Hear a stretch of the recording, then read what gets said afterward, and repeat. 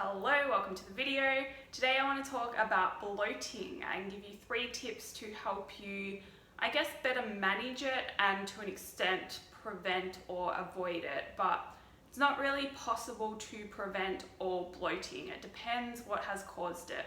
So the first tip I have for you is to better manage your bloating and to actually be aware of the fact that it is just bloating. It's not fat, so you don't really need to freak out, and there's not really much you can do about it. And this is the type of bloating that is due to water retention, whether that is due to stress or whether that is due to, like, if you're a female and you get a period, then you're probably going to get bloated at some point in the month, and it's normal. You can't do anything about it. So like, you make it worse by worrying about it and stressing about it and wanting to get rid of it. So just accept it and know that it's not fat. You haven't suddenly gained weight overnight, and it's gonna go away. Like, once your hormones settle down, you'll just lose the water, and drinking more water and stuff doesn't really help in that situation. So you just gotta wait it out. And I know it can be uncomfortable and it's just not fun, but it's part of life. And you have to remember, if you're female especially, you want to be getting your period because it's really unhealthy. No one talks about this, but like, if you don't get a period, it is so unhealthy for your long-term health that it's not worth the convenience of not having it. So make sure you get yourself checked if you don't have one. And if you do and you get bloated and it's all part of it, then just become aware of what part of your cycle you're likely to get bloated in, and, you know, track your cycle. Or even if it's not due to that, it's due to stress, like, just be aware of how it feels and how your clothes feel differently when you are bloated. And remember, it is not fat. You don't gain pounds of fat overnight, but you can gain pounds of water weight overnight, and that's usually due to bloating. So if you wake up and you're like, your stomach is just big and distended, and it's bloat, it's water, it is not fat, so don't freak out. So that's my first tip, is to actually understand that it's just bloating, you're just holding onto water, and it's not fat, so there's no point really getting upset over it. Just let it sort itself out when it will, and it will, like, know that it will. So it's tip number 1. Tip number 2 is to be aware of what you're eating and how you feel after you eat that food. So often it's very easy to blame certain foods because we've heard from a friend or we've heard on TV that these foods make you bloated, or these foods are bad for inflammation, or these foods blah blah blah blah cause this. And so in your head you think it's due to that food, when everyone is different, everyone reacts to different food differently. And everyone has their own issues going on inside, especially with digestion. And if you have digestive issues, I would recommend seeing a doctor and not listening to friends or even personal trainers. You got to go see a doctor or a nutritionist or a dietitian, someone that is actually, you know, qualified to give you that information for you and can run the right tests on your body.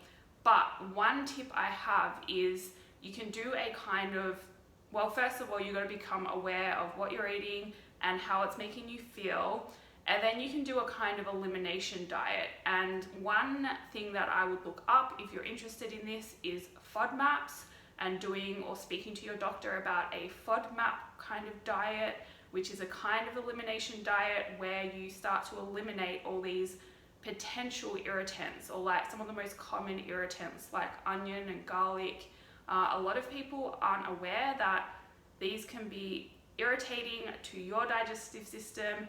Just because it is irritating to you, though, doesn't mean it will be for the next person. So you really have to just analyze what you're eating and take away all those common kind of foods that can cause irritation, like gluten and onion and garlic and any of the nightshade vegetables. They're common. And start to go for like 10 to 20 days, I think it is, of avoiding those foods, and see if it clears up your symptoms of bloating and like having pain in your stomach and an upset stomach. And then you can start reintroducing those foods back into your diet one at a time and see if you have a reaction to that food. That's a very poor explanation of an elimination diet, but that is what basically it means. And you can obviously talk to your doctor or look it up for yourself and do your own research. If bloating is a big issue to you and you do get bloated frequently after you eat certain foods, then that's something I would recommend doing. My third tip for you is to do what you've probably heard before. So make sure you're chewing your food properly. When you chew your food, you want to eat slowly. You don't want to be like gulping it down with a pile of air, because you want to help your body out, and you want it, the beginning of digestion starts actually in the brain. So when you smell food and it smells really good, your brain starts to release signals to your salivary glands in your mouth to release enzymes that will help break down your food when you start eating it. So smelling food, getting excited over it, and actually chewing your food properly, which helps that digestive process from the start, rather than like these whole chunks of food getting into your stomach and then your body having to work even harder. So chewing your food properly, eating slowly. You want to chew your food so much that it is like a liquid consistency almost before you swallow it. So going nice and slow, drinking enough water. Again, like if you are dealing with that hormonal type of bloat, drinking more water won't necessarily get rid of it, but drinking water in general is just a good thing, and it can help kind of ease bloating if it's due to like food and other issues. So that, and then what's my last one? Oh yeah, avoiding like fizzy drinks and stuff with air in it, and like chewing gum and stuff like that can help you avoid bloating if that is a cause in your situation. But again, it's not going to help you if it is due to hormones and stress. An example of the stress situation: last year I went on a mini cut and it was a stressful time in my life. I was super stressed and I was holding on to so much water and so bloated that even though I was on point with my nutrition 100%, in a deficit, and quite a big deficit as well, the scale did not move for 5 weeks because I was that bloated and holding on to so much water. So just know and understand that bloat is not the same as fat. Holding on to water is not the same as fat either. So the best thing you can do in that situation is to really calm yourself down, relax, and try and minimize whatever stress is going on in your life, and that will help. So it is Valentine's Day today. Happy Valentine's Day if you are celebrating. If you're not, like me, then actually I will, because I like to treat myself on any occasion that I can.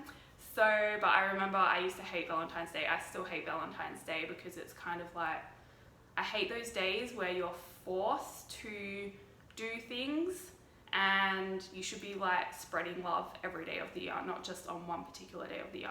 But yeah, I used to hate it in high school because I was never the girl that got flowers delivered to the office. So it sucked, but I'm way over that now, and I love it anyway because it's an excuse just to treat myself and buy myself something. So anyway, I hope you have a good day, and I will see you in the next video.